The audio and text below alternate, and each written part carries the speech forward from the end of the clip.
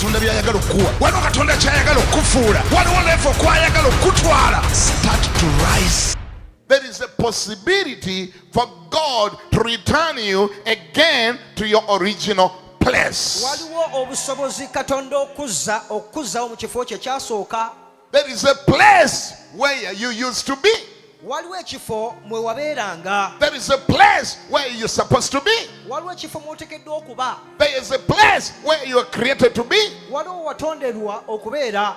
Be it physically, kakibe nga kya mubiri kya be buliwo. it spiritually, Kakibe kifo kya mwoyo. be it economically, Kabibeere byanfuna. be it in terms of ministry. Kabibeere bya buweereza. There is where you are expected to be. Waliwo w'osuubirwa okubeera. There is a place which the heavens knows you for. Waliwo ekifo eggulu we kikumanyiridde okubeeramu. There is a place where you are known for. Waliwo ekifo mwe bakumanyiridde gwe okubeera.